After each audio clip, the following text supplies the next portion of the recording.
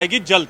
दूसरी अहम बात की अगर मंडी लोकसभा सीट की बात करें, चाहे वीरभद्र सिंह हो, प्रतिभा सिंह हो, वो भी यहां से लगातार चुनाव मैदान में जीत चुके हैं। हालांकि प्रतिभा सिंह यहां से पहले हारी भी हैं, लेकिन पिछला उपचुनाव अगर आपको याद हो उसमें 9000 के वोटों से प्रतिभा सिंह की जीत हुई थी।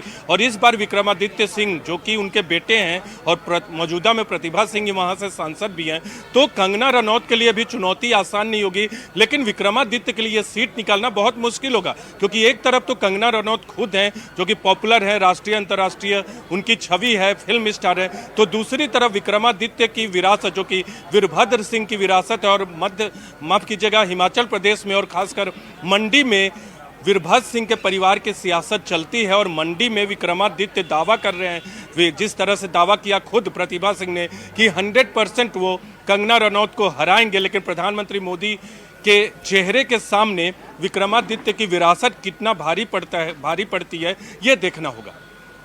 तो पिछले कुछ दिनों में नीरज जी हम लोगों ने जिस तरह का बैटल या फेस ऑफ देखा है, चाहे वो कंगना के खुद के एलिगेशंस या सफाइयां हों, या फिर विक्रमादित्य ने सबसे पहले तो कल जिस तरह का वर्बल साल्वो उन पे लॉन्च किया, उनके खान पान को लेके काफ़ी उंगलियां उठाई गई हैं। क्या आपको लग रहा है कि एक सिंपैथी फैक्टर कंगना के लिए काम कर सकता है? क्योंकि ये पहली बार नहीं है कि कंगना के कैरेक्टर पे उंगलियां उठाई जा रही हैं। हमने सुप्रिया श्रीनेत को भी सुना था। तो क्या कंगना सिंपैथी वोट भी गार्नर कर पाएंगी?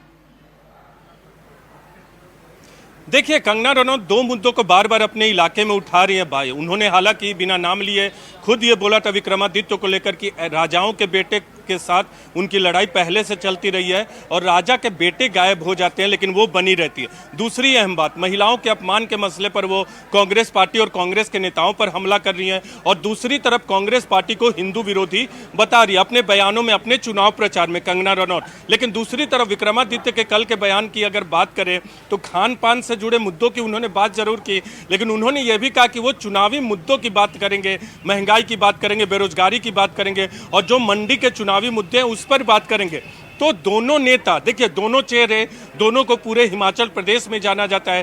कंगना बड़ी शख्सियत है, लेकिन राजनीतिक शख्सियत की अगर बात करें तो विक्रमादित्य और उनका परिवार भी वहां हिमाचल प्रदेश और मंडी की सियासत में बड़ा परिवार और बड़ा नाम है। तो कंगना रनौत के लिए भी चुनौती ये आसान नहीं होगी और विक्रमादित्य के लिए भी ये चुनाव जो है आसान नहीं होगा।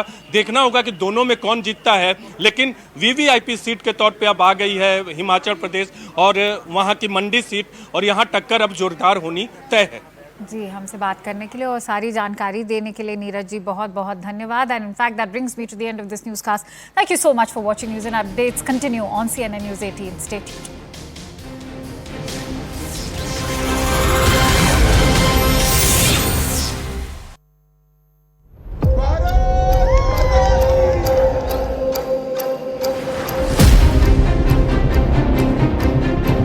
कर्नाटक की जनता मोदी जी को तीसरी बार प्रधानमंत्री देखना चाहती है।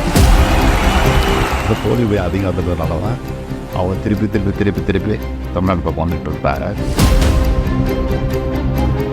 The BJP was so confident of getting 300 or 400 seats.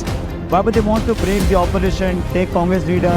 India has not been able to do a rally. Vote appeal नहीं कर पा रहे, कैंडिडेट नहीं तय आप कर पा रहे। पूरी तरह से आश्वस्त है